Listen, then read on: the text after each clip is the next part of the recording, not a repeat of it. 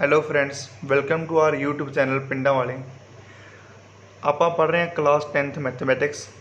Chapter ਹੈ ਆਪਣਾ pair of linear equations in two variable, exercise 3.2 NCERT book. ਅੱਜ ਦਾ ਆਪਣਾ ਟੌਪਿਕ ਹੈ ਗ੍ਰਾਫੀਕਲ ਸੋਲਿਊਸ਼ਨ।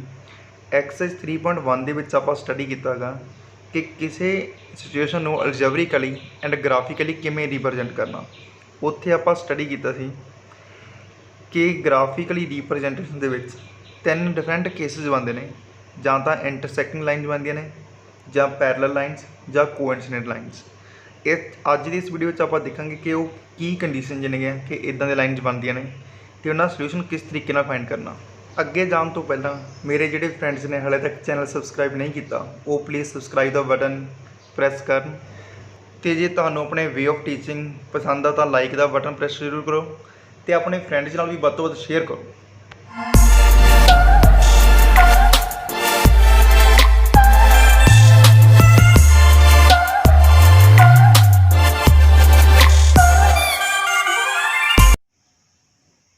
ਐਕਸਰਸਾਈਜ਼ 3.1 ਦੇ ਵਿੱਚ ਆਪਾਂ ਤਿੰਨ ਕੇਸ ਸਟੱਡੀ ਕੀਤੇ ਸੀ। ਪਹਿਲਾ ਕੇਸ ਸੀ ਆਪਣਾ ਇੰਟਰਸੈਕਟਿੰਗ ਲਾਈਨ ਵਾਲਾ, ਜੋ ਦੋ ਲਾਈਨਸ ਇੱਕ ਦੂਜੇ ਨੂੰ ਐਗਜ਼ੈਕਟਲੀ 1 ਪੁਆਇੰਟ ਦੇ ਉੱਪਰ ਇੰਟਰਸੈਕਟ ਕਰਦੀਆਂ ਨੇ। ਜਿਹੜਾ ਇਹ ਵਾਲਾ ਕਾਮਨ ਪੁਆਇੰਟ ਆ, ਇਹ ਪਹਿਲੀ ਲਾਈਨ ਦੇ ਉੱਪਰ ਵੀ ਪਏਗਾ ਅਤੇ ਦੂਸਰੀ ਲਾਈਨ ਦੇ ਉੱਪਰ ਵੀ ਪਏਗਾ।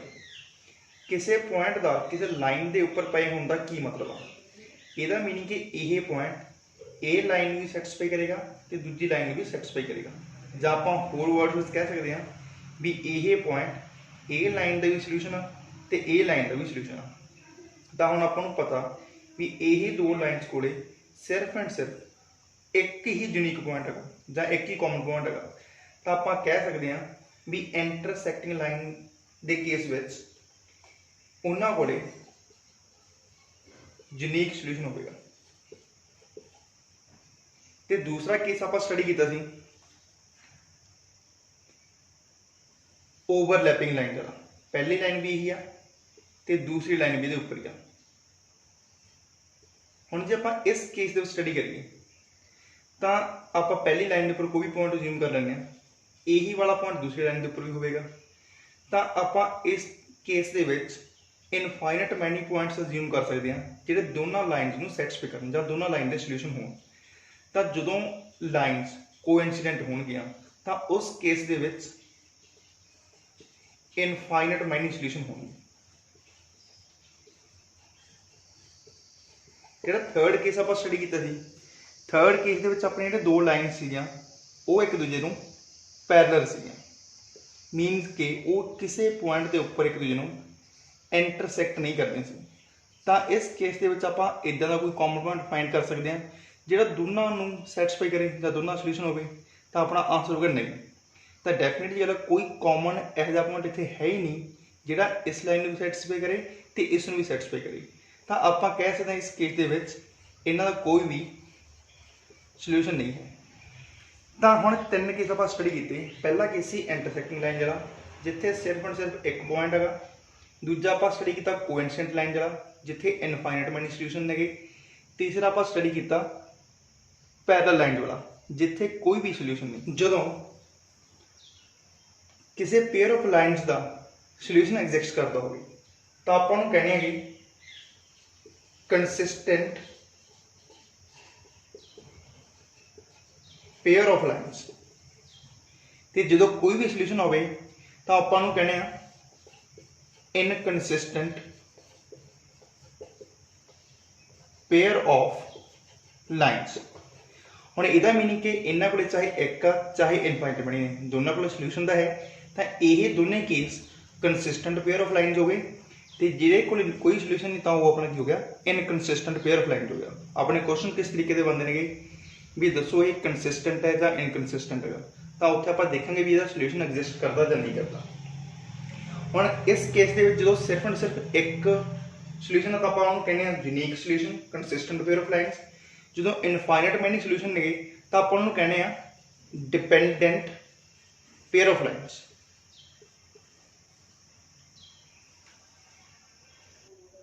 ਹੁਣ ਫਿਰ ਆਪਾਂ ਨੂੰ ਕਿਸ ਤਰੀਕੇ ਨਾਲ ਪਤਾ ਲੱਗੇਗਾ ਵੀ ਕਿਸ ਟਾਈਮ 'ਤੇ इंटरसैक्टिंग लाइन बन गया, कदों कोइंसिडेंट लाइन बन गया, कदों पैरेलल लाइन बन गया। ਆਪਾਂ एक्सरसाइज 3.1 ਦੇ ਵਿੱਚ ਪਹਿਲੀ ਪ੍ਰੋਬਲਮ ਦੇ ਵਿੱਚ ਸੋਲਵ ਕੀਤਾ ਸੀ। ਉੱਥੇ ਜਿਹੜੀਆਂ ਆਪਣੇ ਦੋ ਇਕੁਏਸ਼ਨਸ ਬਣੀਆਂ ਸੀਗੀਆਂ, ਆਪਾਂ ਉਹਨਾਂ ਨੂੰ ਸਟੱਡੀ ਕਰਾਂਗੇ। ਇਹਦੇ ਵਿੱਚ ਜੇ ਆਪਾਂ ਨੂੰ ਸਟੈਂਡਰਡ ਫਾਰਮ ਦੇ ਵਿੱਚ ਲਿਖੀਏ ਤਾਂ ਮੈਂ ਲਿਖ ਸਕਦਾ x - 7y 42 ਨੂੰ ਇੱਧਰ ਲੈ ਕੇ ਆਓ प्लस 42 इज इक्वल टू 0। तो दूसरी इक्वेशन है अपनी x - 3y - 6 is equal to 0। 6 में इधर लिया। ये अपना पहला केस जो अपन इंटरसैक्टिंग लाइन बनदियां सी। मैंने पहला केस लिख लेना। अपनी किहड़ी लाइन बनदी ने उदों इंटरसैक्टिंग लाइन बनदी ने। आपां स्टडी करते हैं भी इहदे विच ऐसा की है भी इंटरसैक्टिंग लाइन बनियां। जिहड़ा अपना दूसरा केस है इस केस के ये अपनी दूसरी प्रॉब्लम है एक्सरसाइज 3.1 की। उत्थे जिहड़े दो इक्वेशनस बनियां ने वो अपनियां ने 3x + 6y 3900 नूं इधरली साइड लियो -3900 इज इक्वल टू 0। तो दूसरी इक्वेशन सिमिलर तरीके नाल आपां लिख सकते हैं x + 2y - 1300 is equal to 0। तो थर्ड प्रॉब्लम विच अपना बनया सी ये सैकेंड केस अपना यही है जो कोइंसिडेंट लाइन बनी सी अपनी। थर्ड केस के अपने बनिया सी पैरेलल लाइन्स। इत्थे अपनी इक्वेशनस बन रही ने 2x + y 160 इधरली साइड से लैके -160 इज इक्वल टू 0। दूसरी अपनी बन रही है इत्थे 4x + 2y - 300 is equal to 0। हुण आपां इहनूं स्टडी करते हैं भी जो इंटरसैक्टिंग लाइन ने उदों की कंडीशन जनी है, जो कोइंसिडेंट लाइन ने उदों की कंडीशन जने, जो पैरेलल लाइन ने उदों की कंडीशन जनी है। आपां ने इहनूं जे जनरल तरीके नाल लिखीए तां आपां पेयर ऑफ लाइन्स नूं लिखिया सी फस्ट विच a1x + b1y + c1 is equal to 0, a2x + b2y + c2 is equal to 0। आप इन्हें कोफिशिएंट्स की रेशो चेक करते हैं। पहला आप इस केस दे विच a1y a2 की रेशो चेक करते हैं। हुण इंटरसैक्टिंग के केस विच a1 की वैल्यू कितनी है इत्थे 1, a2 की वैल्यू कितनी है 1। इन्हें रेशो आ गई 1/1। तो जे आप b1 ते b2 की रेशो चेक करिए v1 की वैल्यू कितनी है इत्थे -7, b2 की वैल्यू कितनी है इत्थे -3। सॉल्व करके रेशो बनी 7/3। तो इत्थों आप ये कनक्लूड कर सकते हैं कि इंटरसैक्टिंग लाइन के केस विच a1/a2 की रेशो b1/b2 की रेशो के बराबर नहीं होगी। ये अपना पहला केस है। इंटरसैक्टिंग लाइन्स कदों बन गई? इंटरसैक्टिंग लाइन्स उदों बन गई जो a1/a2 is not equal to b1/b2। ये पहला केस है। हुण आप स्टडी कर लिया, आप सिर्फ लाइन्स की रेशो देख के दस सकते हैं भी इन्हों का यूनीक सोल्यूशन होएगा, इनफाइनाइट मैनी सोल्यूशन आउणगे जां नो सोल्यूशन होएगा। आप उन्होंने रेशो चेक करांगे। हुण आप ये रेशो चेक की a1/a2 is not equal to b1/b2। किहड़े केस विच है ये इंटरसैक्टिंग लाइन के केस विच है। इहदी ग्राफिकल रिप्रजेंटेशन की बनी सी इंटरसैक्टिंग लाइन्स। तो इहदा अलजेब्रिकल सोल्यूशन की बने सी अपना अलजेब्रिकल इंटरप्रिटेशन अपनी की बनी सी वो बनेगी unique solution. In case of intersecting lines a1/a2 is not equal to b1/b2। तो इसकी ज्योमैट्रिकल जी बन रही है इंटरप्रिटेशन वो बन रही है अपनी इंटरसैक्टिंग लाइन्स। तो अलजेब्रिकल अपना आ रहेगा यूनीक सोल्यूशन। क्लीयर। हम आप दूसरे केस पर स्टडी करते हैं भी वो की चीज़ है। दूसरे केस में जो आप रेशो चेक करिए a1/a2 तो b1/b2। इस केस में a1 की वैल्यू कितनी है 3, b1 की वैल्यू कितनी है 1। तो रेशो अपनी है 3/1। b1 की वैल्यू कितनी है 6 तो b2 की वैल्यू कितनी है अपनी 2। कैंसल करके भी 3/1 आ गई। हुण इत्थों आप कह सकते हैं a1/a2 is equal to b1/b2। पर अपना इत्थे ही खत्म नहीं हो गया। पहले केस में अपने को ये बराबर नहीं आई सी। पर जे आप देखिए दूसरे तो तीसरे केस के हुण ये आप सैकेंड केस स्टडी करके रख लिया। उत्थे a1/a2 is equal to B1 by B2 आ गया। आप जे इत्थे चेक करिए तो इस केस दे विच भी अपना A1 बाई A2 आ रहा 2/4, सॉल्व करके अपना आ गया 1/2, B1 बाई B2 भी अपना आ गया 1/2। तो फिर इस केस दे विच भी ते इस केस दे विच भी अपने कोले A1 by A2 is equal to B1 by B2 का। तो फिर कदों कोइंसिडेंट लाइन बन गया तो कदों पैरेलल लाइन बन गया। हुण आपां नूं इस दे लई C1 बाई C2 भी चेक करना पऊगा। तो आपां पहलां इहदा C1 बाई C2 चेक करते हैं। जे आपां इहदा C1 बाई C2 चेक करिए तो C1 की वैल्यू कितनी है -3900 डिवाइड बाई -1300, कैंसल करके अपना आ गया 3/1। इत्थे तिन्ने रेशो बराबर आ गई। कोइंसिडेंट के केस में A1 by A2, B1 by B2, C1 by C2 सारिया रेशो बराबर होंगे ने। इंटरसैक्टिंग के केस में पहली रेशो ही बराबर नहीं आई सी, A1 by A2 is not equal to B1 by B2। Line बनिया इंटरसैक्टिंग, सोल्यूशन बनिया यूनिक। कोइंसिडेंट लाइन के केस में ते पैरेलल लाइन के केस में A1 by A2 is equal to B1 by B2। Clear.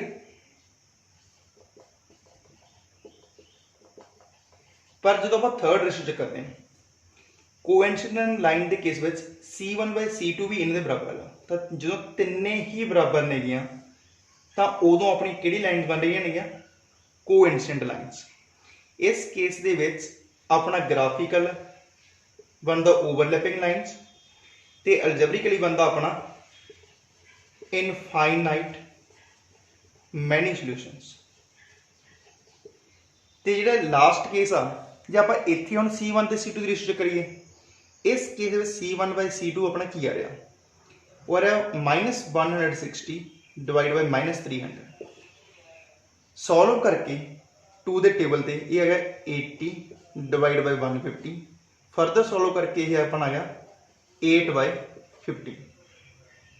हुण इत्थे A1 बाई A2 की रेशो आ रही 1/2, B1 बाई B2 की रेशो 1/2 आ रही सी। मीनिंग कि आप कह सकते हैं A1 by A2 is equal to B1 by B2, पर इसकी रेशो C1 बाई C2 के बराबर नहीं है। इन्हों दोनों की रेशो C1 बाई C2 के बराबर नहीं होती। तो हम आप कह सकते हैं भी जो C1 बाई C2 की रेशो इन्होंने बराबर नहीं हैगी तो उस टाइम पर अपनी किहड़ियां लाइन्स बन गई, पैरेलल लाइन्स बन गई। तो उन्हों की जी ज्योमैट्रिकल इंटरप्रिटेशन वो हैगी अपनी पैरेलल लाइन्स की, ते अपनी अलजेब्रिकली की बन रहेगा नो सॉल्यूशन। हुण आप थोड़ा साफ करके लिख लीए। आप 3 केस स्टडी किए, जिहड़ा पहला केस स्टडी किया मैं थोड़ा साफ करके लिख देना। जे आप इंटरसैक्टिंग लाइन की स्टडी किया तो इतने अपने को A1 by A2 is not equal to B1 by B2 आ गया। तो आप C1 बाई C2 चेक करने की लड़ ही नहीं, ये पहले ही नॉट इक्वल टू आ गए। तो इस केस के अपना ज्योमैट्रिकल बनया इंटरसैक्टिंग लाइन्स ते अलजेब्रिकल अपना बनया यूनिक सॉल्यूशन। सैकेंड केस के अपना A1 बाई A2 बराबर सी B1 बाई B2 के, फिर आप C1 बाई C2 भी चेक किया। कोइंसिडेंट लाइन के केस में ये सारे बराबर आ गए तो ये जी ज्योमैट्रिकल इंटरप्रिटेशन बनी वो बनी ओवरलैपिंग लाइन्स, ते अलजेब्रिकल बनिया इनफाइनाइट मैनी सॉल्यूशंस। तो आप डिपेंडेंट पेयर ऑफ लाइन्स भी कह दें। तो थर्ड केस के अपना A1 by A2 B1 by B2 तो इक्वल है, पर यह दोनों C1 बाई C2 के बराबर नहीं है। इस केस के अपनी जी ज्योमैट्रिकल फिगर बनी वो सी पैरेलल लाइन्स, तो अपनी अलजेब्रिकली बनी नो सॉल्यूशन। ये दोनों केसेस के सॉल्यूशन प्रेजेंट आ, तो आप इन्होंने कहने हैं कंसिस्टेंट पेयर ऑफ लाइन्स, तो इस अपना कोई सॉल्यूशन नहीं है, तो आप इन्होंने कहने हैं इनकंसिस्टेंट पेयर ऑफ लाइन्स। हुण आप स्टडी करते हैं अपनी एक्सरसाइज। अपनी अज की फर्स्ट प्रॉब्लम है 10 students of class 10th took part in mathematics quiz. If the number of girls is 4 more than the number of boys, then find graphically number of boys and girls who took part in the quiz। बड़ी easy problem दी है। पहले आप इन्हू algebraically represent करते हैं, फिर आप इन्हू graphically solve करांगे। इत्थे डिपेंड करता अपने किन्ने number of boys and girls सीगे, आप यही फाइंड करना। तो आप अज्यूम करते हैं let number of girls who took part in the mathematics quiz किन्ने मान लेने आप एक्स मान लेने। नंबर ऑफ बॉयज़ आप किन्ने मान लेने आप मान लें कि वाई नंबर ऑफ बॉयज़ ने उस मैथमेटिक्स क्विज के पार्टिसिपेट किया। नंबर ऑफ गर्ल्स कितनी एक्स मान ली आपने, नंबर ऑफ बॉयज़ आप वाई मान ली। तो उन्हें दिता इतने total 10 students of class 10th। जो टोटल 10 स्टूडेंट्स ने तो वो गर्ल्स एंड बॉयज़ होंगे, इतने एक्स गर्ल्स ने तो वाई बॉयज़ ने। तो टोटल किन्ने होने चाहिए ने, टोटल 10 स्टूडेंट्स ने पार्टिसिपेट किया क्विज के। दूसरी कंडीशन उन्हें कहा भी जो लड़कियां ने जी गर्ल्स ने वो बॉयज़ नाल कितनियां वध ने, 4 वध ने। तो जो आप दोनों का डिफरेंस फाइंड करिए तो कितना होना चाहिए 4। उन्होंने दसिया आपको number of girls are 4 more than number of boys. जो आप दोनों डिफरेंस फाइंड करिए तो वो अपना होना 4। ये आपने गिवन सिचुएशन में अलजेब्रिकली रिप्रजेंट कर लिया। हुण आप इस प्रॉब्लम ग्राफ के उपर रिप्रजेंट करने के लिए एक बॉक्स तैयार करांगे। बॉक्स तैयार करने का परपज सिर्फ यही है कि आप दो सोल्यूशन फाइंड कर लिए ताकि आप उस स्ट्रेट लाइन में ग्राफ के उपर रिप्रजेंट कर सकीए। हम आप पहला पहली लाइन के लिए एक बॉक्स तैयार कर देंगे।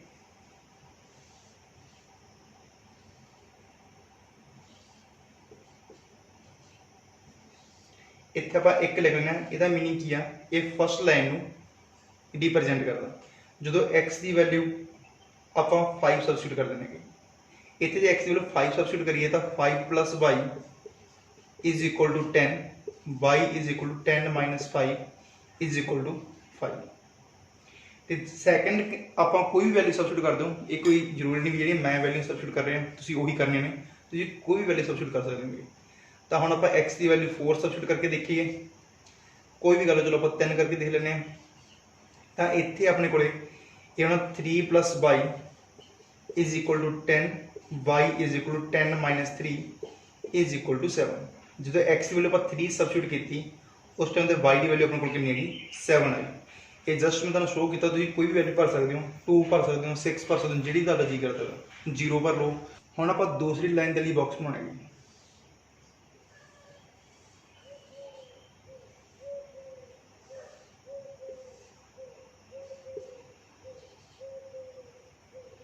इत्थे मैं 2 लिख लेना ताकि ये अपनों पता लग जाए भी रिप्रजेंट कर रहा है लाइन नंबर 2।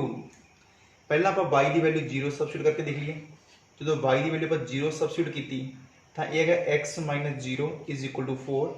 एक्स की वैल्यू अपने को आ गई 4। तो कोई होर वैल्यू फाइंड करने के लिए तुम वाई की कोई होर वैल्यू सबस्टिट्यूट करके देख लो, चाहे एक्स की करो। आपको सिर्फ एंड सिर्फ 2 सोल्यूशन चाहिए ताकि आप उन लाइन में ग्राफ के उपर रिप्रजेंट कर सकीए। हुण आप वाई की वैल्यू 2 सबस्टिट्यूट करके देख लेने। जो वाई की वैल्यू 2 सबस्टिट्यूट करेंगे तो इन्हें बनना x - 2 is equal to 4, x is equal to 4 + 2 is equal to 6। आप ये दोनों बॉक्स तैयार कर लिए। हुण आप ग्राफ के उपर रिप्रजेंट करके देखते। ग्राफ के उपर रिप्रजेंट करने के लिए आपने एक ग्राफ पेपर लिया, जिमें तुसीं पेपर के उपर सॉल्व करना उस तरीके के नाल मैं तुहानूं सॉल्व करा रहा पहला क्वेश्चन, बाकी आप बोर्ड के उपर ही करांगे। सब तो पहला आपने एक सेंटर वाली लाइन के उपर जी जमा सेंटर के विच उत्थे अपने बाई एक्सिस ड्रॉ कर लेना।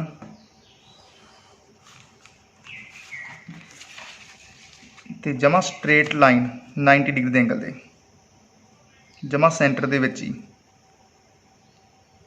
आपने उत्थे एक्स एक्सिस ड्रॉ कर लेना।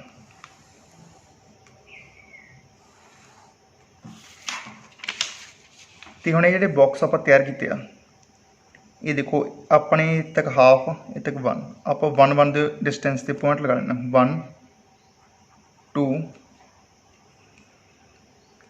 3 4 5 6 सिमिलरली आप इधरली साइड ला लें 1 ਆਪਾਂ ਜਿਹੜੇ ਬਾਕਸ ਕਾਊਂਟ ਕਰਕੇ ਲਗਾਉਣੇ ਨੇਗੇ ਤਾਂ ਕਿ ਆਪਣੀ ਜਿਹੜੀ ਐਂਡ ਤੇ ਲਾਈਨ ਇੰਟਰਸੈਕਟ ਕਰੇ ਉਹ ਸਹੀ ਪੁਆਇੰਟ ਤੇ ਕਰੇ 1 2 3 4 5 6 ਜਿੰਨੇ ਪੁਆਇੰਟਸ ਤੁਹਾਨੂੰ ਲੋੜ ਹੈਗੀ ਤੁਸੀਂ ਉਦੋਂ ਤੱਕ ਪੁਆਇੰਟਸ ਮਾਰਕ ਕਰ ਸਕਦੇ ਹੋਗੇ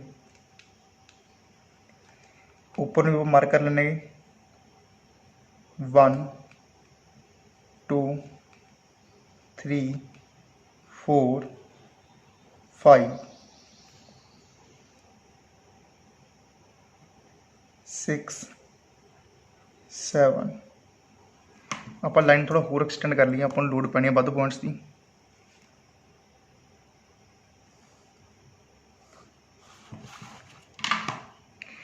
ਤੇ ਨੀਚੇ ਨੂੰ ਵੀ ਆਪਾਂ ਮਾਰਕ ਕਰ ਲੈਣੇ 1 2 3 4 5 एंड 6 ऊपर वाला अपना पॉजिटिव वाई एक्सिस है नीचे वाला अपना नैगेटिव वाई एक्सिस है इधर अपना पॉजिटिव एक्स एक्सिस है इधर अपना नैगेटिव एक्स एक्सिस है इस पॉइंट में अपने ओरिजिन जिथे दोनों इंटरसैक्ट करते हैं आप इनू मार्किंग कर देने ये अपना 1 नंबर 2 नंबर 3 4 5 6 7 इधर -1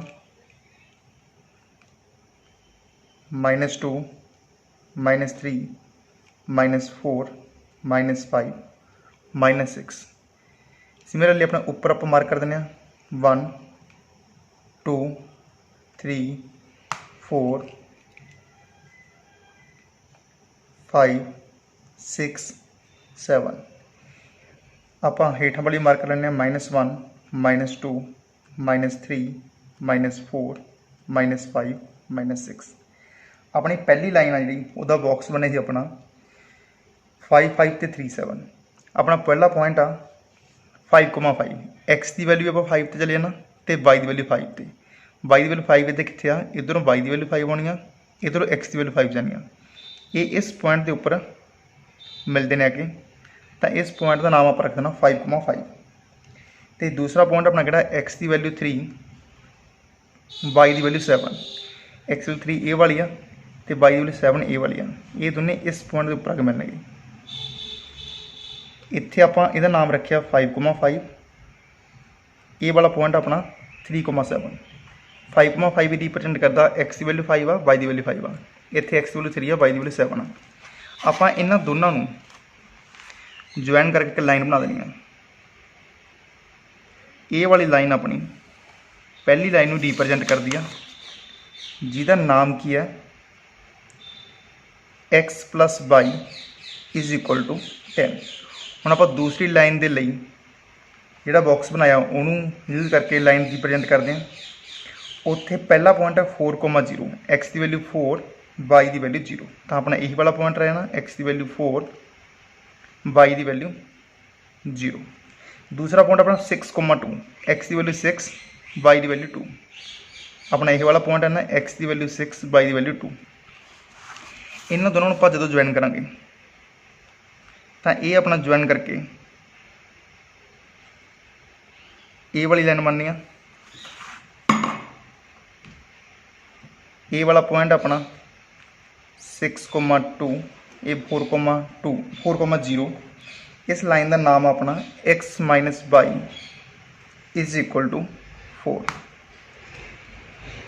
हुण अपने इसका सोल्यूशन किवें फाइंड करना ये बनी अपनी इंटरसैक्टिंग लाइन्स ये दोनों लाइन्स इस पॉइंट के उपर कट कर दी ये वाले पॉइंट ते जी अपनी वाई की वैल्यू आ वो कितनी आ रही है वो अपनी वैल्यू आ रही है 3 देखो तो जी अपनी एक्स की वैल्यू कितनी आ रही है 7 तो आप इतों कह सकते हैं जो ये वाला पॉइंट है इंटरसैक्टिंग पॉइंट ये वैल्यू है 7,3 मीन के एक्स की वैल्यू अपनी कितनी गई 7 आ गई तो वाई की वैल्यू अपनी कितनी गई 3 एक्स आप अज्यूम किया नंबर ऑफ गर्ल्स मीनिंग के 7 गर्ल्स पार्टिसिपेट करनगियां तो 3 बॉयज़ पार्टिसिपेट करनगे जे अपन इक्वेशन के सबस्टिट्यूट करके देखिए तो अपने को 2 इक्वेशन बनिया सीगियां x plus y is equal to 10 x minus y is equal to 4 x की वैल्यू 7 प्लस 3 10 7 माइनस 3 4 दोनों इक्वेशन भी अपना सैटिस्फाई होंगे ने ये तरीके नाल तुसीं अपना आंसर वैरीफाई कर सकते हो। फर्स्ट प्रॉब्लम का सैकेंड पार्ट अपना 5 pencils and 7 pens together cost ₹50, whereas 7 pencils and 5 pens together cost ₹46. Find the cost of one pencil and that of one pen. बड़ी ईजी प्रॉब्लम दी है अपन डायरैक्ट सारा दिता होया अपने cost of a pen and cost of a pencil पता करनी है। आप अज्यूम करने let cost of a pencil be X rupees. आप मान लेने कि पेंसिल की कॉस्ट X रुपीज़ आ तो दूजा आप मान लेने let cost of a pen be Y rupees. पहली कंडीशन आपको दिता 5 पेंसिल्स मीनिंग कि जी एक का रेट X रुपीज़ आ तो 5 का कितना होएगा 5X। 5 पेंसिल्स एंड 7 पेन्स, एक पेन का Y रुपीज़ रेट आ 7 का कितना होगा 7Y, कॉस्ट ₹50। इन्होंने दोनों मिला के रेट कितना बनता ₹50 बनता। इन्हों आप 1 नंबर मार्क कर लें। तो दूसरा उन्होंने आपको कहा दूसरी कंडीशन एंड 7 पेंसिल्स मीनिंग कि एक का रेट X तो 7 का कितना होगा 7X एंड 5 पेन्स मीनिंग के 5Y, कॉस्ट ₹46। इन्हों का रेट कितना बनता 46 बनता। इन्हों आप नंबर 2 मार्क करके रख लेंगे। हुण अगे आप अलजेब्रिकल रिप्रेजेंटेशन आप ग्राफिकल सोल्यूशन फाइंड करना। Find a cost of a pencil and a pen. तो पहला आप इन्हों बॉक्स तैयार कर देंगे। बॉक्स तैयार करने लई आपां नूं 2 सोल्यूशन चाहिए होंदे ने। इन्हों ग्राफ के उपर रिप्रेजेंट करने के लिए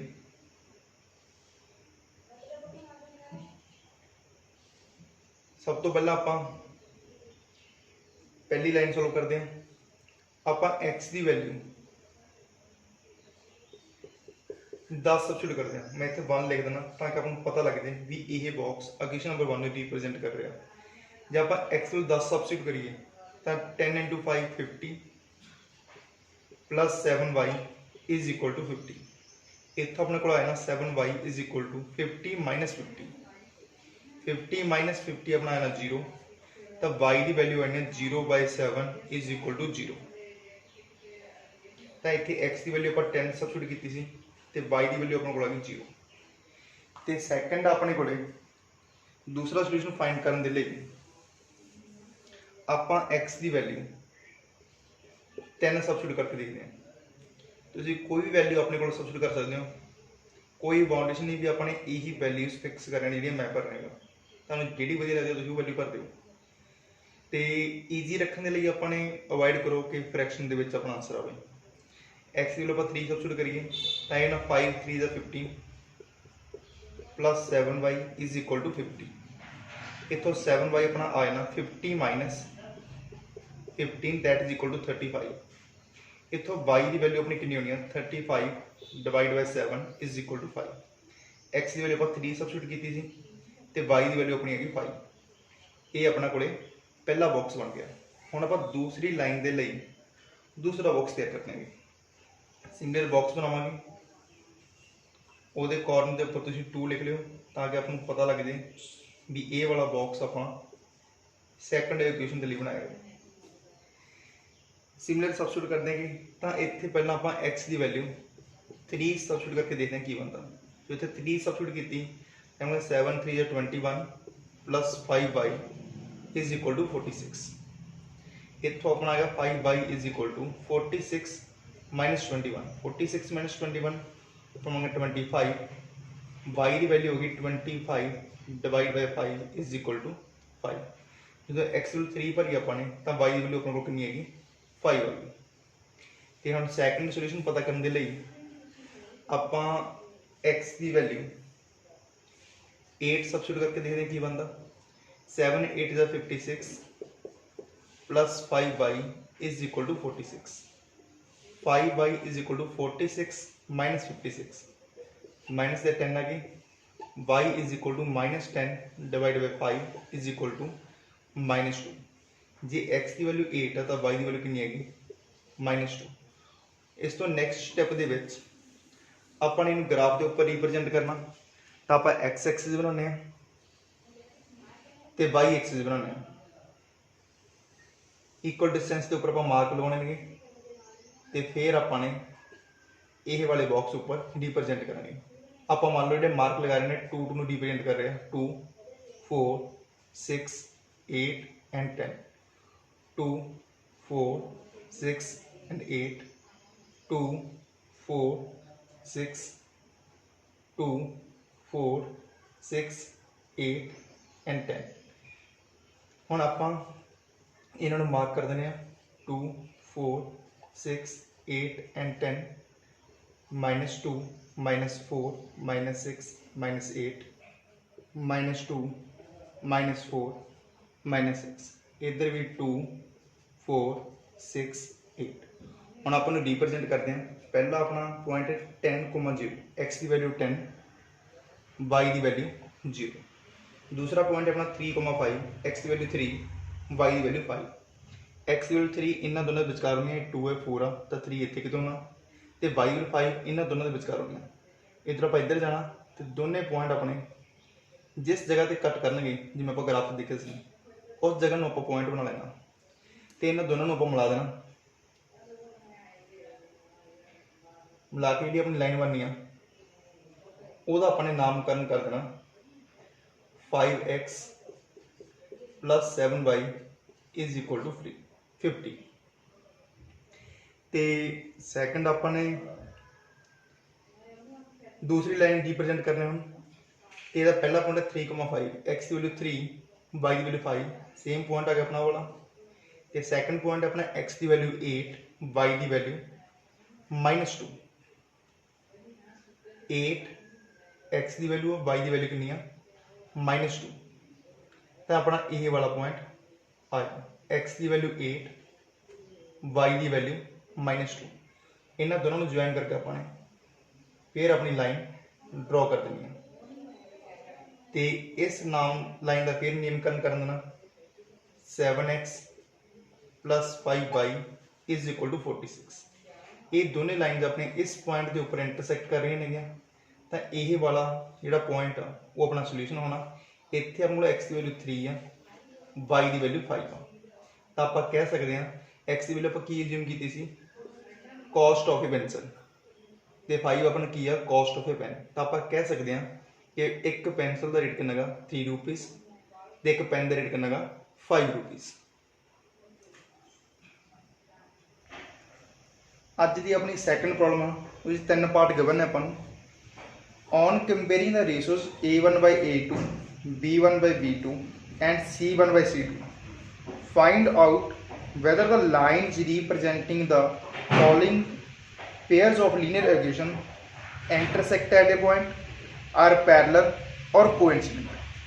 सैकेंड प्रॉब्लम में अपन 3 पार्ट्स दिते हैं अपन रेशोज चेक करके दसना कि भी ये लाइनस इंटरसैक्टिंग एट ए पॉइंट ने कोइंसिडेंट ने या पैरेलल ने।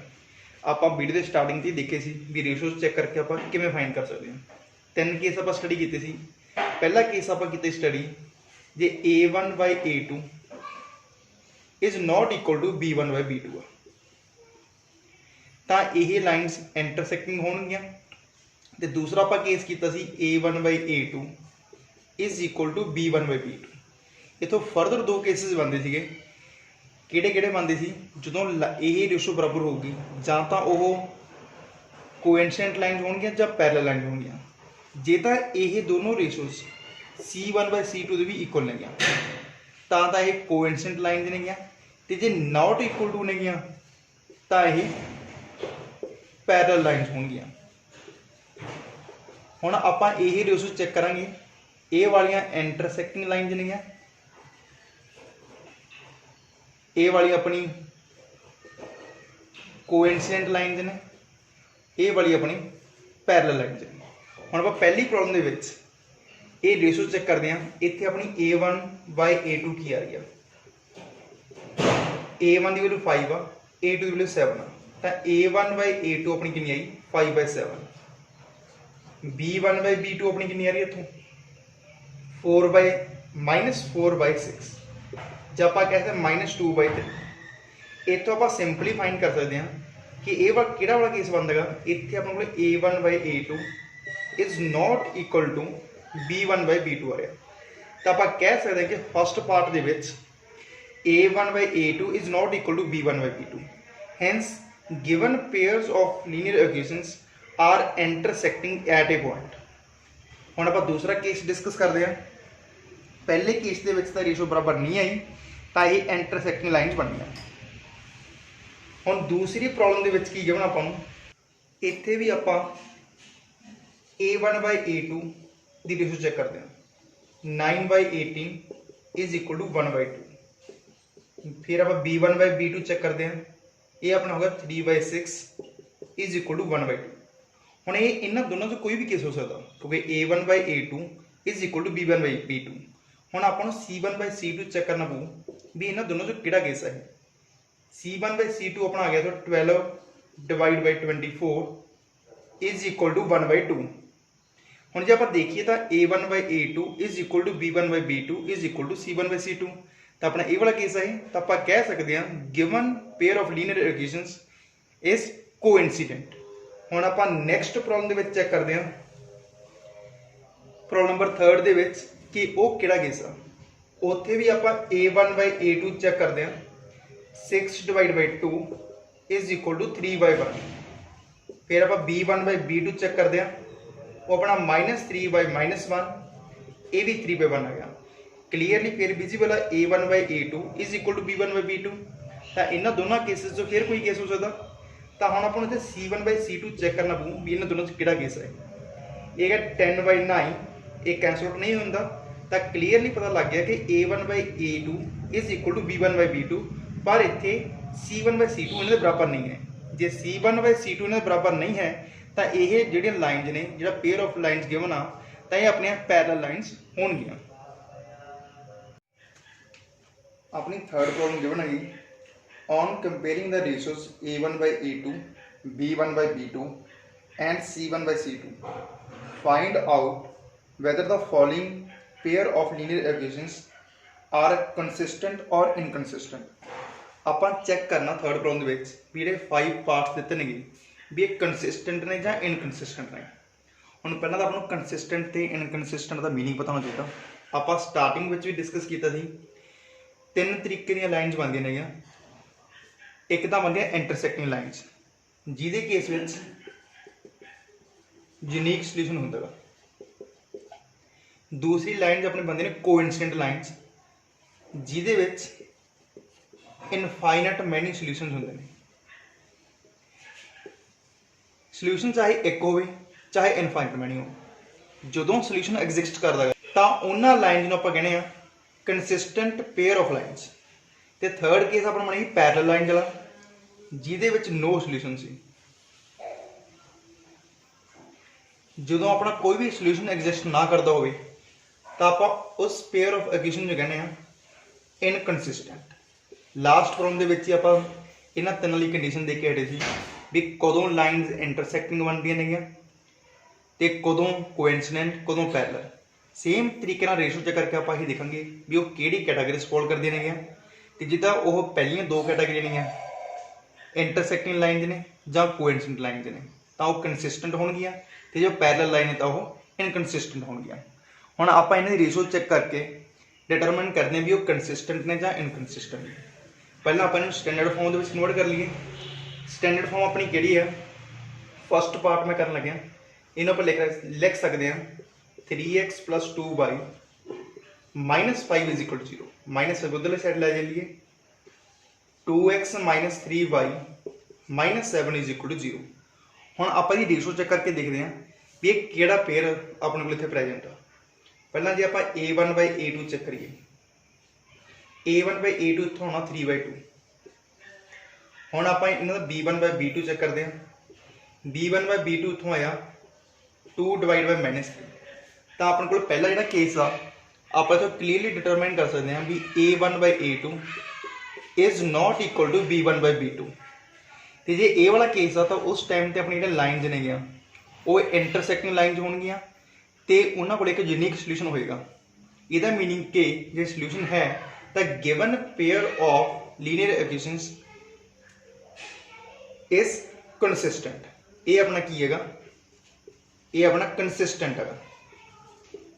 हुण आपां दूसरा केस डिस्कस कर देंगे, सेम उहदे विच आपां रेशो चेक करांगे। दूसरे केस में पहले आपां स्टैंडर्ड फॉर्म दे विच लिख लईए 2x - 3y - 8 is equal to 0, 4x - 6y - 9 is equal to 0। हुण इत्थे आपां रेशो चेक करते हैं। पहला आपां a1 by a2 चेक करते हैं। इत्थों गया 2/4 कैंसल आउट करके ये बन गया 1/2। हुण आपां b1 by b2 चेक करते हैं।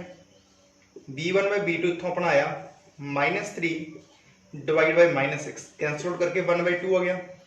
हुण इत्थों दो केस पॉसिबल नहीं, क्योंकि a1 by a2 is equal to b1 by b2 आ गया। हुण जे थर्ड रेशो तो बराबर होएगा c1 by c2 दे, उस टाइम ते ये होणगियां कोइंसिडेंट लाइन्स ते इनफाइनाइट मैनी सोल्यूशन होणगे। पर जे ये c1 by c2 के बराबर नहीं होता तो पैरेलल लाइन्स होणगियां ते उनका कोई सोल्यूशन नहीं होना, तो वो इनकंसिस्टेंट होणगियां। तो वो चेक करने आप c1 by c2 चेक करते हैं। c1 by c2 तो कितना गया -8 by -9 कैंसल आउट करके अपना गया 8/9। हुण क्लीयरली अपन विजिबल है भी a1 by a2 is equal to b1 by b2, पर यह further not equal to c1 by c2, meaning कि जो अपन पेयर गिवन आ ये पैरेलल लाइन का पेयर है। इन्हों को कोई सोल्यूशन नहीं है, क्योंकि पैरेलल लाइन का कोई सोल्यूशन नहीं होता। तो आप कह सकते हैं given pair of lines is inconsistent. ये अपना की हो गया इनकंसिस्टेंट। चाहे एक सोल्यूशन आ चाहे इनफाइनाइट मैनी ने वो कंसिस्टेंट आ, तो जो नो सोल्यूशन आ उदों वो इनकंसिस्टेंट आ। हुण आपां थर्ड पेयर चेक करते हैं। थर्ड पेयर विच भी आपां इहनूं स्टैंडर्ड फॉर्म विच बनाउण तो बाद रेशो चेक करांगे। तो ये गिवन आपां नूं 3/2x plus 5/3y -7 is equal to 0, 9x - 10y -14 is equal to 0। पहला आपां a1 by a2 की रेशो चेक करते हैं। 3/2 डिवाइड बाय 9 कैंसल आउट करके ये अपना 1/6 आ गया। हुण आपां b1 by b2 चेक करिए। एक 5/3 डिवाइड बाय -10 कैंसल आउट करके अपना आ गया -1/6। आप क्लीयरली चेक कर सकते हैं कि a1 by a2 is not equal to b1 by b2, क्योंकि ये 1/6 है, ये -1/6 है। तो जे ये दोनों इक्वल नहीं है तो यही जो पेयर होगा ये होगा इंटरसेक्टिंग लाइन का पेयर, तो इस को यूनीक सोल्यूशन होना, तो यदा मीनिंग कि यही होगा कंसिस्टेंट पेयर ऑफ लाइन होगा। इस तो नैक्सट आप चेक करते हैं फोर्थ पेयर।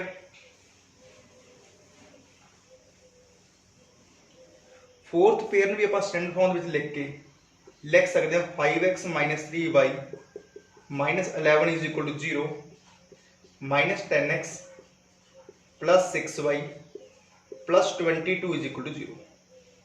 जो आप रेशो चेक करिए तो a1 by a2 is equal to 5 by -10 cancel out करके -1/2 हो गया। तो फिर आप b1 by b2 चेक करिए, -3/6 कैंसल आउट करके -1/2 हो गया। ये भी दोनों इक्वल आ गए। तो हम अपन चेक करना पू भी c1 by c2 की है। जे तो c1 by c2 इन्होंने बराबर होगा तो वो होंगे कोइंसिडेंट लाइन्स, जे नहीं बराबर होगा तो होंगे पैरेलल लाइन्स। आप रेशो चेक करके देखिए -11/22 ये भी -1/2 आ गया।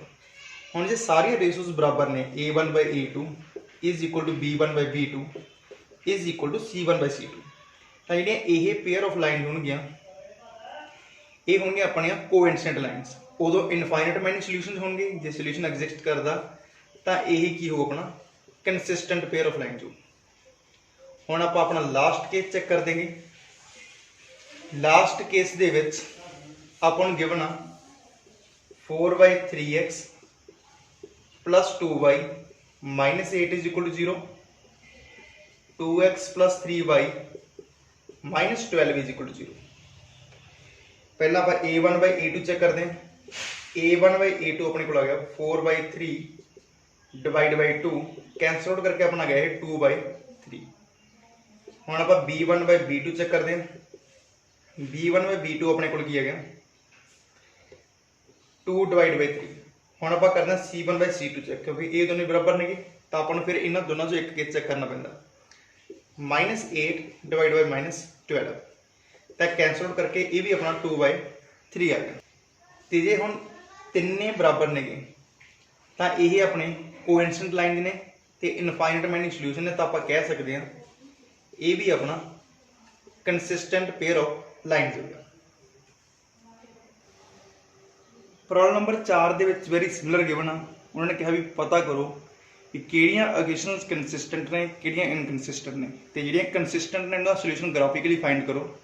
वेरी सिमिलर तरीका यही फार्मूला ला के आप चैक कर सकते हैं आराम नाल भी किहड़ियां कंसिस्टेंट ने तो किहड़ियां इनकंसिस्टेंट ने, तो उन्होंने ग्राफ के उपर ड्रा करके आराम नाल आप उहदा आंसर फाइंड कर सकते हैं। जे फिर भी कोई प्रॉब्लम आती है तो तुसीं कमेंट सैक्शन दे विच लिख दिओ, आप नैक्सट वीडियो विच उहनूं डिस्कस कर लांगे। हुण आपां सॉल्व करन लगे हाँ प्रॉब्लम नंबर 5। आपां नूं गिवन आ half the perimeter of a rectangular garden whose length is 4 more than its width is 36 meter. Find the dimensions of the garden. आपां नूं एक रेक्टेंगुलर गार्डन गिवन आ, आपां मान लैंदे आ let length of rectangular garden is x।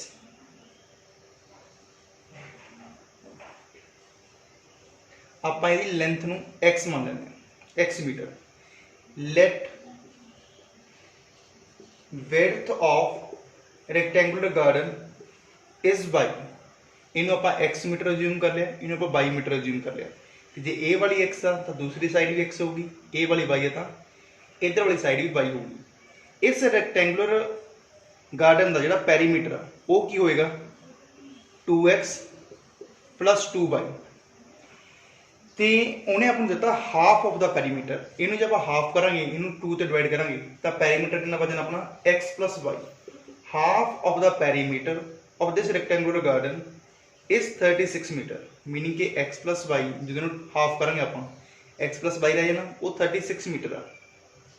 तो next उन्हें given आ भी जी लेंथ आ, length is 4 more than its width. जे आप लेंथ के विच विड्थ सबट्रैक्ट करिए तो 4 आएगा, फिर 4 मीटर। उन्हें कहा भी लेंथ उसकी विड्थ तो 4 मीटर्स मोर दैन वध गई। हुण अपने कोल दो इक्वेशन बन गई, तो इनू आप ग्राफिकली सॉल्व करना। ग्राफिकली सॉल्व करने लिए आप पहला बॉक्स बनाने हैं, इनू आप इक्वेशन नंबर 1 मार्क कर लेने, इनू आप इक्वेशन नंबर 2। हुण पहली इक्वेशन लिए जो आप बॉक्स बनावांगे तो आप इत्थे उपर 1 लिख दें ताकि आपको पता लग जाए ये इक्वेशन नंबर 1 का बॉक्स है। हुण इत्थे आप पहला x की वैल्यू विचकार जो सबस्टिट्यूट कर लेना, मैं 18 भर देना तो ये 18 + y इज इक्वल टू 36। इतों y अपने को आना 36 - 18, ये भी अपना 18 आएगा। तो दूसरा सोल्यूशन फाइंड करने के लिए तुसीं x की वैल्यू कोई भी भर लो, मैं x की वैल्यू 12 भर लेना। तो जे x 12 भरांगे तो 12 + y is equal to 36, y अपना आना 36 - 12 इज इक्वल टू 24। क्लीयर। तो नैक्सट आप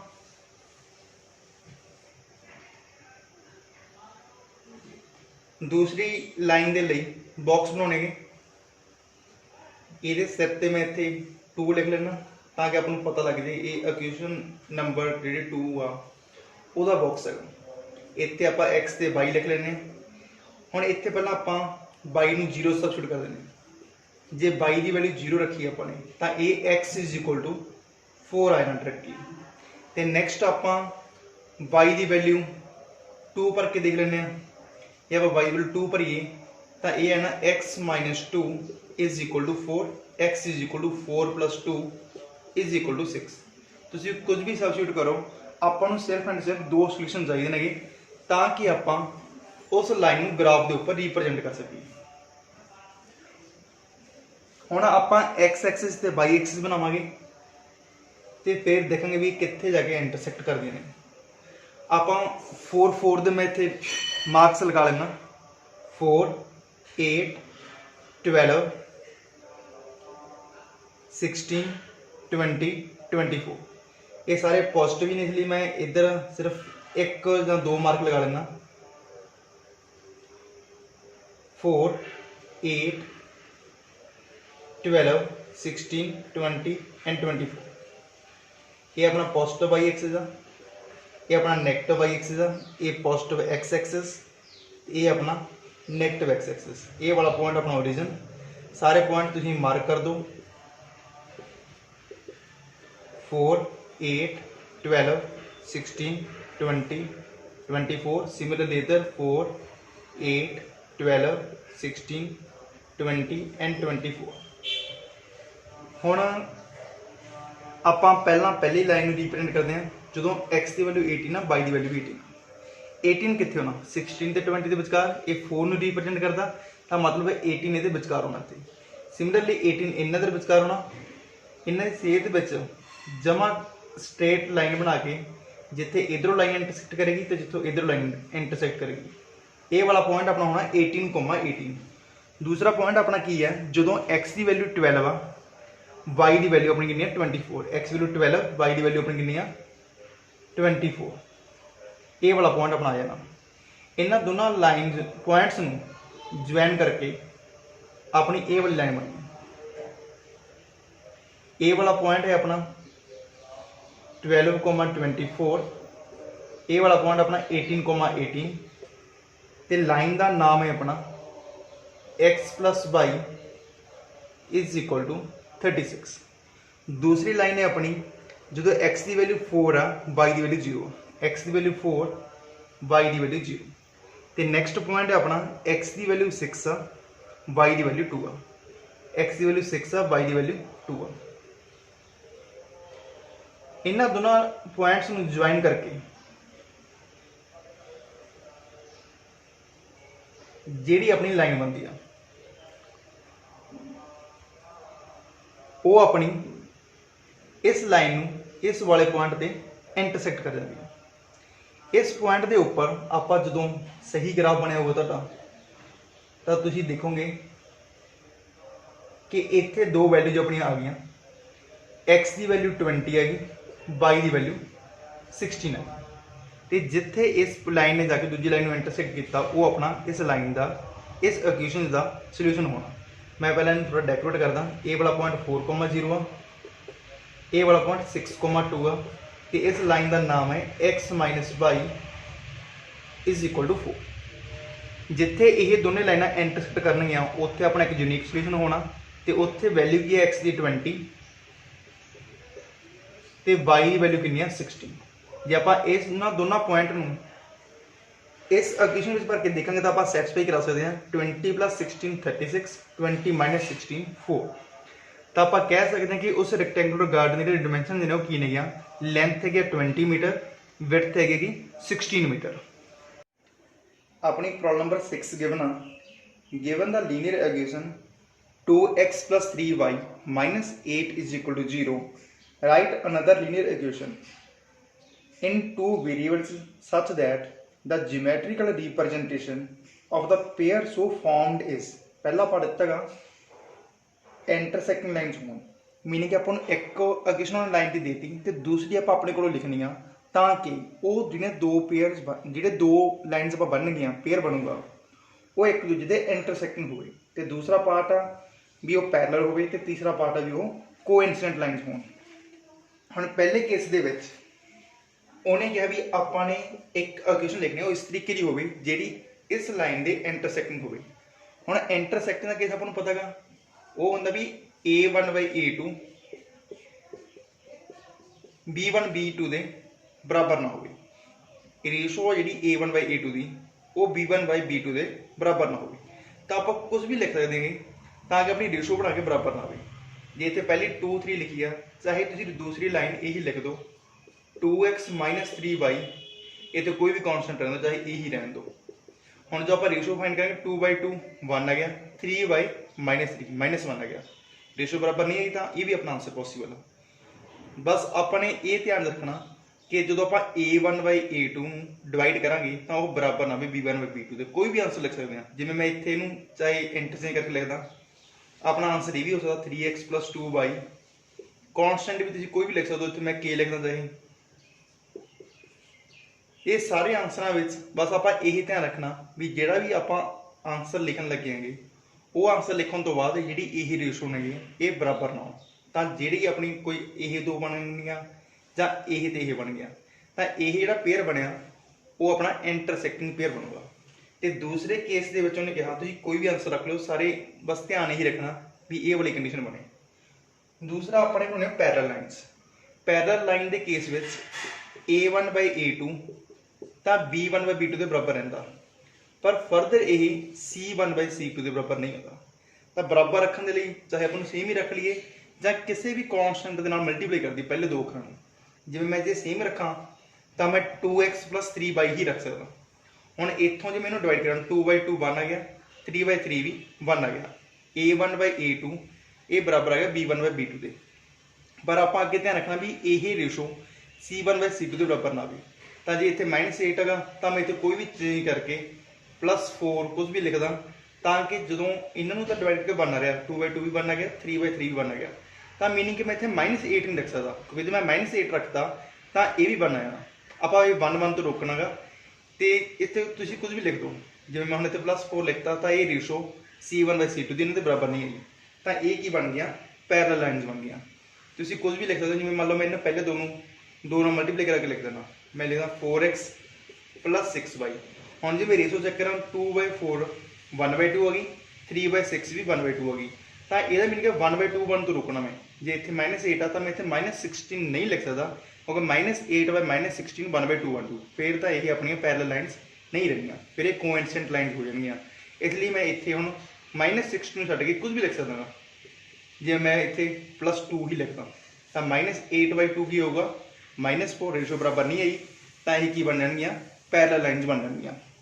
तो आप थर्ड केस है इसका भी अपने इदा की लाइन लिखनी है ताकि वह कोइंसिडेंट बन जाए। कोइंसिडेंट मीनिंग कि उन्होंने रेशो तीनों की बराबर हो, A1/A2 भी बराबर हो, B1/B2 भी बराबर हो, तो C1/C2 बराबर हो।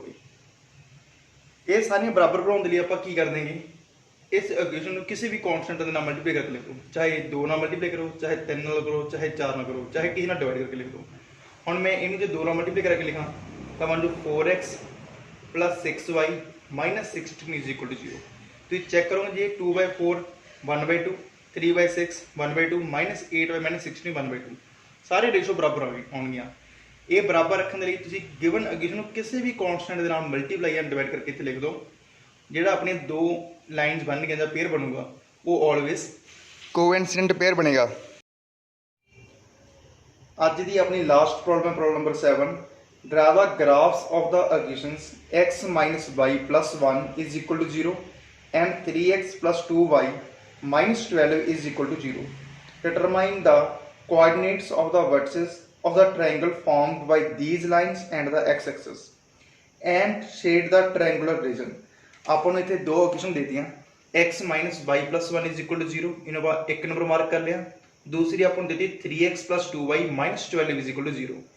कहते भी इन्हों ग्राफ के उपर पहला ड्रॉ करो, तो फिर ਜਿਹੜੀਆਂ ਇਹ दो लाइनस तो एक एक्स एक्सिस वाली लाइन जी ट्रायंगल बनाउणगे ਉਹਦੇ वर्टिसेस अपने पता करने ने, तो उन्होंने अपने शेड भी करना ट्रायंगल रीजन। तो सब तो पहला काम अपना की होंगे, इन्हों ग्राफ के उपर ड्रा करने लिए आप इन्हें बॉक्स तैयार कर देंगे।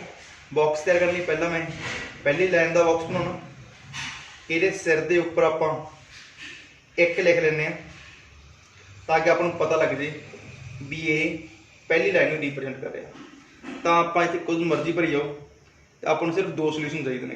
तो पहला आप इतने की कर देंगे एक्स की वैल्यू 0 भर लेंगे। जब आप एक्स की वैल्यू 0 भरी तो होना -y + 1 = 0 - y = -1 माइनस कैंसल करके बनाना y = 1।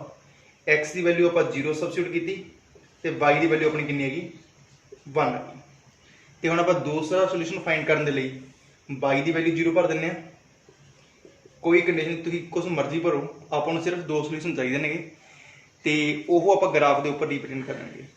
मैं एक बारी x 0 करके रख लेना, एक बारी y, तुसीं कुछ भी भर सकते हो। जो आप y बराबर 0 रखिया तो ये x plus 1 is equal to 0, y तो अपना 0 हो गया, x इज इक्वल टू -1। जो y की वैल्यू आप 0 की उस टाइम तो x की वैल्यू अपनी कितनी हैगी -1 आ गई। हुण आपां जिहड़ी दूसरी लाइन हैगी ਉਹਦੇ ਲਈ ड्रॉ करना गा, आप फिर एक बॉक्स तैयार कर देंगे, वो सिर पर आप 2 लिख देंगे ताकि आपको पता लग सके भी ये वाला बॉक्स इक्वेशन नंबर 2 का। पहला आप x ਨੂੰ 0 भर देंगे, जिमें आप कर देंगे x ਨੂੰ जो 0 भरिया तो बाकी की रहना है, इतने 0 है ना, 2y -12 इज इक्वल टू 0, इतों अपना 2y is equal to 12, y is equal to 12/2 is equal to 6।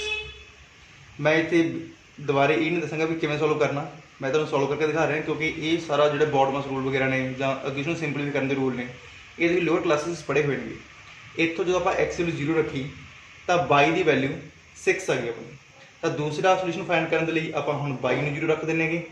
जो आप y नूं 0 रखांगे तो ये वाली इक्वेशन अपनी रह जानी है 3x -12 is equal to 0, 3x is equal to 12, x is equal to 12/3 is equal to 4। तो x की वैल्यू अपनी आई है 4। ये अपने दो टेबल बन गए, जो बॉक्स आप बनाने थे। तो हुण आपां इन्हां नूं ग्राफ के उपर रिप्रजेंट करते हैं। ग्राफ के उपर रिप्रजेंट करने के लिए पहला आपां एक्स एक्स ड्रॉ किया, फिर वाई एक्स ड्रॉ किया, तो वो उपर आप सारे पॉइंट्स एक एक दी यूनिट के उत्ते मार्क कर लें। हुण आपां जिहड़ा बॉक्स बनाए ने दो, पहले बॉक्स में अपनी पहला पॉइंट है 0,1, एक्स की वैल्यू 0, वाई की वैल्यू 1, अपना यह वाला पॉइंट बन रहा। पहला पॉइंट किहड़ा अपना एक्स की वैल्यू 0, वाई की वैल्यू 1, ये वाला पॉइंट आ। तो नैक्सट अपना दूसरा पॉइंट है -1,0, एक्स की वैल्यू -1 तो वाई की वैल्यू 0, एक्स की वैल्यू -1 ए वाला पॉइंट आ, तो वाई की वैल्यू 0। तो ये अपनी जी लाइन बनूगी वो बननी अपनी इन्होंने दोनों पॉइंट्स नूं ज्वाइन करके, ठीक है जी। आप पॉइंट भी मार्क कर देंगे। ये वाला पॉइंट है अपना -1,0, ये वाला पॉइंट है अपना 0,1। हुण आप दूसरी लाइन का जिहड़ा बॉक्स बनाया उन्होंने आप रिप्रेजेंट करते हैं, एक्स की वैल्यू 0, वाई की वैल्यू 6, ये पहला पॉइंट है 0,6, एक्स की वैल्यू 0, वाई की वैल्यू 6, अपना यही वाला पॉइंट है। तो नैक्सट अपना पॉइंट की 4,0, एक्स की वैल्यू 4, वाई की वैल्यू 0। इन्होंने दोनों पॉइंट्स को आप आपस में ज्वाइन कर देंगे।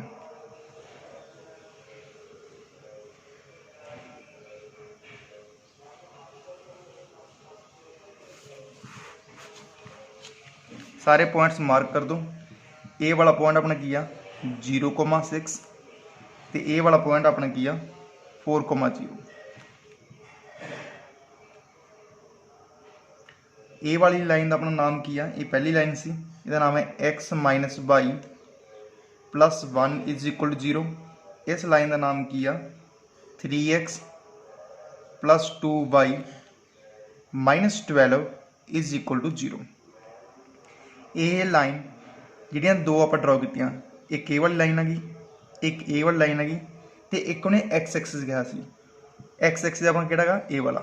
उन्हें कहा भी जिहड़ियां इन्हां दोनों लाइनस नूं ते एक्स एक्सिस नूं मिला के ट्रायंगल बनदी आ, उन्होंने आप शेड करना गा, तो वो आप वर्टिसेस दसने किहड़े नेगे, वर्टिसेस किहड़े नेगे, एक तो अपना ए वाला वर्टिक्स आएगा, एक ए वाला आएगा, एक अपना ए वाला वर्टिक्स है जिथे ये दोनों लाइनां इंटरसैक्ट करदियां नेगियां। हुण तुसीं देखो भी ये वाला पॉइंट इधर कित्थे गा, इत्थे 3 ते हैगा, ते इधर कित्थे गा, इत्थे ये 2 ते हैगा। तो मीनिंग कि एक्स की वैल्यू अपनी 2 है इत्थे, ते वाई की वैल्यू कितनी अपनी 3 आ। तो आप सारे वर्टेक्स डिटरमिन कर लिया, अपना नाम रख देंगे, इनू आप कहने ए, इनू कहने आप बी, इनू कहने आप सी।